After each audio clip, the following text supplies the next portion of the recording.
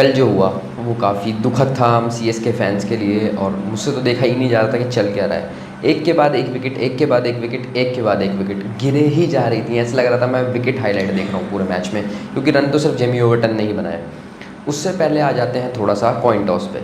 तो होता क्या है कि आपने नोटिस किया होगा अभी तक आईपीएल में 3 मैच हुए हैं। आप जब ये वीडियो देख रहे थे तब उसके हिसाब से 3 मैच हो चुके हैं। तो ये जो 3 मैच हुए हैं, इसमें पहले मैच में हमें कॉइन का टॉस दिखाया जाता है, जब सिक्का दिखाया जाता है प्रॉपर कैमरा से कि क्या आया है। उसके बाद दूसरे वाले मैच में मुंबई और केकेआर के वो कॉइन दिखाया नहीं जाता, लेकिन जब तीसरा मैच होता है फिर दोबारा वो कॉइन दिखाया जाता है। तो ऐसा क्यों है कि ये मुंबई इंडियंस के मैच में ही कॉइन नहीं दिखाया गया? मैं टारगेट नहीं कर रहा किसी को, बट ये एक क्वेश्चन उठना चाहिए और पूछा जाना चाहिए बीसीसीआई से, आईपीएल कमेटी से, सबसे ब्रॉडकास्टर से, कि वो क्यों नहीं दिखाया गया सिक्का उस वाले मैच में। और ये हमेशा मुंबई के एक आधे मैच में हो ही जाता है। ये पिछले साल आपको याद होगा तो आईपीएल में ये पिछले साल भी हुआ था कि मुंबई के 1-2 मैचेस में कॉइन नहीं दिखाया गया था।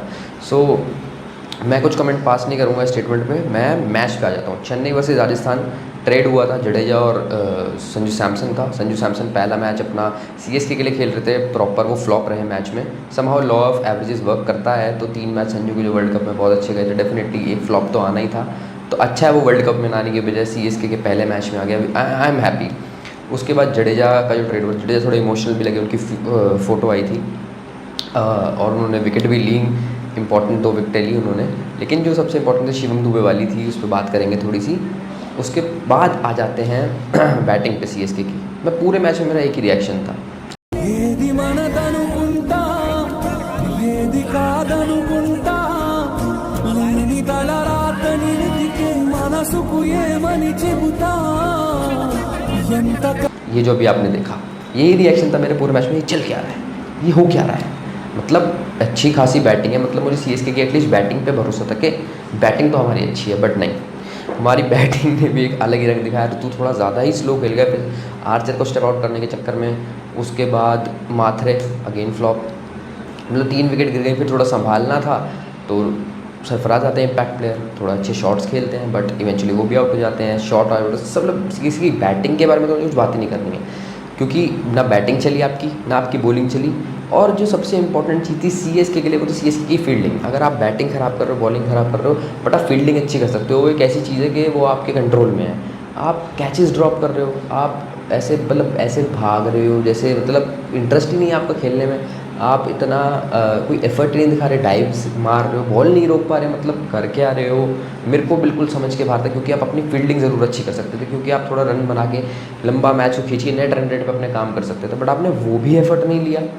पहली बॉल पे आप वैभव सूर्यवंशी को ड्रॉप कर रहे हो कैच, कार्तिक शर्मा आप कैच ड्रॉप करते हो, उसके बाद अपने ढीले भाग रहे हो जैसे आप वॉक कर रहे हो।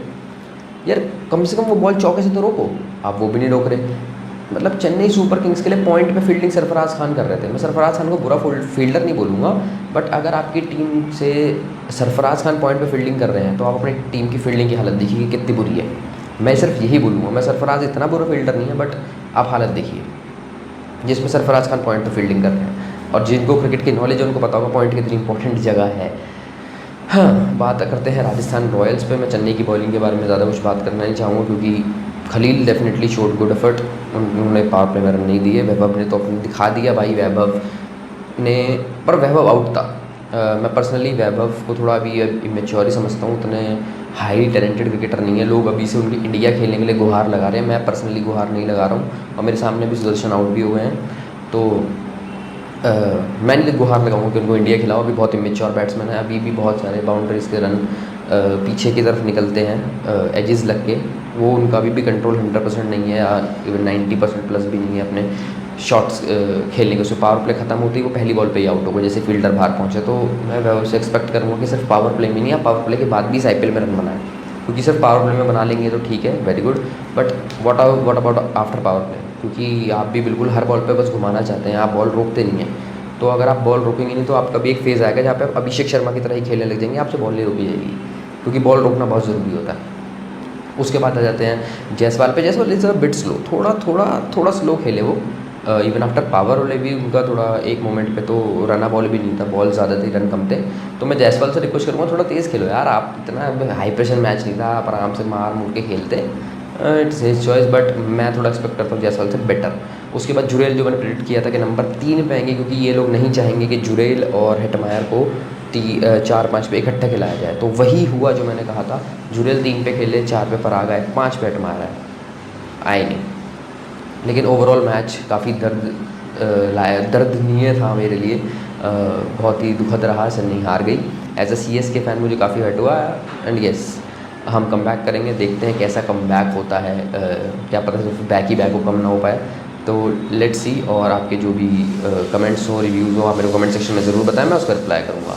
और अब मैच की बात करते हैं अगले, लखनऊ वर्सेस दिल्ली। क्या हो सकता है, क्या नहीं हो सकता। मैं बैक कर रहा हूँ दिल्ली कैपिटल्स को ये मैच जीतेगी, क्योंकि लखनऊ की बॉलिंग लाइनअप में बहुत सारे फ्लॉज हैं।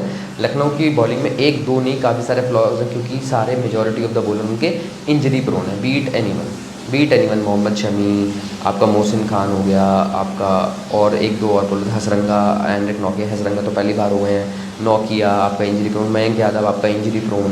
तो बेसिकली उनके इंजरी प्रोन बॉलर बहुत ज़्यादा है। और लॉन्ग टूर्नामेंट में अगर आप इतने इंजरी प्रोन बॉलर ले लोगे, तो अगर 2-3 भी इंजर्ड हुए तो आपका खेल ख़त्म है। बैटिंग में उन्होंने अपना खुद ही ख़राब कर रखा है, रीज़न बीइंग इंग्लिश का लाना। और पंत अब कह रहे हैं मैं नंबर 3 पे खेलूँगा, तो इनका बैटिंग में मेरे को थोड़ा स्ट्रगल दिख रहा है कि होगी दिक्कत, बैटिंग ऑर्डर में पक्का होने वाली है। दिल्ली को बैक करूँगा मैं, भले ही स्टार्ट ना हो उनके पास, but still backing Delhi to win this match. और KL राहुल से देखते हैं कल एक शानदार पारी की मैं उम्मीद करता हूँ। Thanks for watching the video guys.